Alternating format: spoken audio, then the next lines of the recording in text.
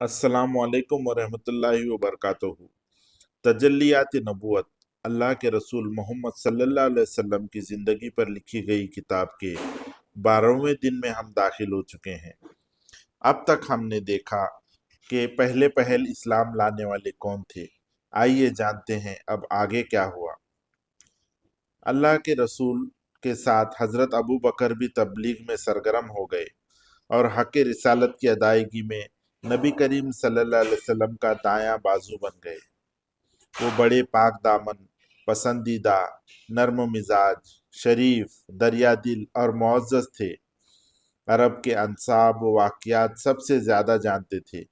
इनके किरदार व अखलाक, वजूद व सखा, इल्म व फजल, लेन देन और मेल जोल की खूबियों की वजह से इनके पास हर किस्म के लोगों की आमद रफ्त बराबर रहा करती थी।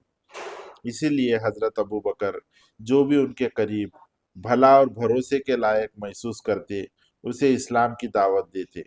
इस तरह फुजला सहाबा की एक जमात ने इनके ज़रिए इस्लाम कबूल किया, जिनमें सर फहरिस्त उस्मान बिन अफ़्फ़ान अमवी, ज़ुबैर बिन अवाम अज़दी, अब्दुर्रहमान बिन औफ ज़हरी, साद बिन अबी वक़ास ज़हरी, तलहा बिन उबैदुल्लाह तैमी रज़ी अल्लाह अन्हुम के नाम आते हैं। इन सब से अबू बकर रज़ी अल्लाह अन्हु ने इस्लाम की हकीकत बयान की और उन्हें नबी करीम सल्लल्लाहु अलैहि वसल्लम के पास ले आए, तो उन सब ने इस्लाम कबूल किया। उसके बाद कई लोगों ने इस्लाम कबूल किया। ये तमाम लोग कुरैशी थे और कुरैश की मुख्तलिफ शाखों से ताल्लुक़ रखते थे। इस इब्तिदाई दौर में कुरैश के अलावा दूसरे कबाइल से भी कुछ लोग ईमान लाए, जिनके नाम अब्दुल्ला बिन मसूद, मसूद बिन रबिया कादरी वगैरह हैं। ऊपर जिक्र की गई खातून के अलावा जिन औरतों ने इस्लाम की तरफ सबकत की, उनके नाम ये हैं: उम्मे ऐमन बरका हबशिया, जो नबी करीम सल्लल्लाहु अलैहि वसल्लम को बचपन में गोद खिलाया करती थी और आपके वालिद की लौंडी थी। हज़रत अब्बास रज़ी अल्लाह अन्हु की बीवी उम्मे फ़ज़ल लबाबा अल कुबरा बिनते हारिसा हलालिया और अस्मा बिनत अबू बकर रज़ी अल्लाह अन्हु। ये लोग और इनके साथ मज़ीद लोग जो लोग इस्लाम लाए, इन्हें साबिकीन अव्वलीन कहा जाता है। तलाश और जुस्तजू से मालूम होता है कि जिनको कदीमुल इस्लाम या साबिकीन अव्वलीन कहा गया, इनकी तादाद तकरीबन 130 तक पहुंच जाती है। लेकिन इनमें से हर एक के इस्लाम लाने का वक्त ठीक ठीक मालूम नहीं हो सका। गालिबन इसमें ऐसे सहाबा भी हैं जिन्होंने खुल्लम खुल्ला इस्लाम की दावत शुरू होने के बाद इस्लाम कबूल किया था। आइए जानते हैं अहले ईमान की इबादत और तरबियत के बारे में। जैसा कि गुजर चुका है कि सूरह मुदस्सर की इब्तिदाई आयत के बाद वही पे दर पे यानी एक के बाद एक के बाद आती रही। कहा जाता है कि इसके बाद सबसे पहली सूरत जो नाजिल हुई वो सूरह फातिहा है।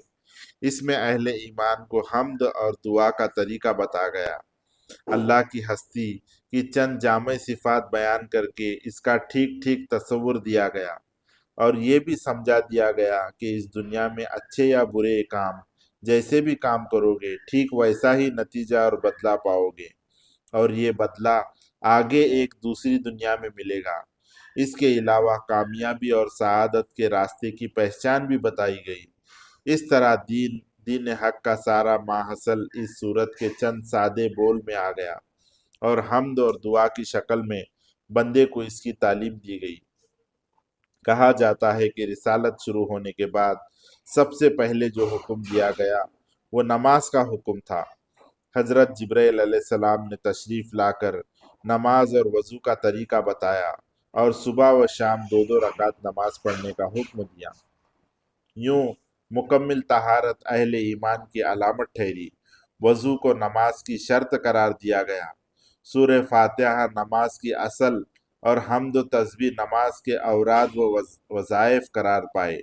अब नमाज ही अहले ईमान की असल इबादत थी जो उन्हें कायम करनी थी। इसके लिए वो नज़रों से दूर जगहों का इंतखाब करते और कभी कभी वादियों में और घाटियों में भी चले जाते। इस्लाम के इब्तिदाई दिनों में नमाज के अलावा किसी इबादत या उम्रों का पता ही नहीं चलता। वही आती थी توحید کے مختلف گوشوں کو بیان کرتی تھی۔ صحابہ رضی اللہ عنہم کو نفس کی صفائی کی ترغیب دیتی، یعنی اپنے نفس کو صاف کرو، مکارم و اخلاق پر ابھارتی، اچھے اخلاق، لوگوں سے اچھی بات کرو اس کے بارے میں کہتی، جنت و جہنم کے حالات بیان کرتی، اگر اچھے کام کرو گے تو جنت میں جاؤ گے، برے کام کرو گے تو جہنم میں جہاں عذاب ہے وہاں جاؤ گے، ایسے حالات بیان کرتی تھی، اور ایسی زبردست نصیحتیں لے کر آتی تھی کہ صحابہ کے سینے کھل جاتے اور ان کے روح کو غذا ملتی۔ ادھر رسول اللہ صلی اللہ علیہ وسلم بھی کتاب و حکمت کی تعلیم کے ذریعے صحابہ کرام رضی اللہ عنہم کو پاک و صاف کرتے تھے، انہیں دلوں کی صفائی، اخلاق کی پاکیزگی، معاملات کی سچائی اور نفس کی عفت کی تربیت دیتے تھے، تاریکیوں سے نکال کر یعنی اندھیروں سے نکال کر روشنی میں لاتے تھے، صحیح راستہ بتاتے تھے، اور اللہ کے دین کو مضبوطی سے پکڑنے اور اس کی رسی کو اچھی طرح تھامنے اور اس کے معاملے میں ثابت قدم یعنی مضبوط رہنے کی تلقین یعنی ہدایت فرماتے تھے۔ ایسا کرتے کرتے 3 برس گزر گئے اور صرف افراد کو دعوت دی جا رہی تھی، مجلسوں اور محفلوں میں کہیں بھی اعلانیہ تبلیغ نہیں کی گئی، لیکن قریش کو اس کا علم ہو گیا اور بعض نے اس پر نکیر کی یعنی کہ آبجیکشن بھی اٹھایا، بعض اہل ایمان پر کچھ زیادتیاں بھی کی گئیں، لیکن عمومی طور پر قریش نے اب تک اسے کوئی اہمیت نہیں دی۔ ادھر نبی کریم صلی اللہ علیہ وسلم نے بھی قریش کے دین سے کوئی تعارض نہیں کیا، نہ ان کے معبودوں کے بارے میں کوئی بات کہی۔ انشاءاللہ اگلے دن اسلام کی اعلانیہ تبلیغ کے بارے میں جانیں گے۔ السلام علیکم ورحمۃ اللہ وبرکاتہ۔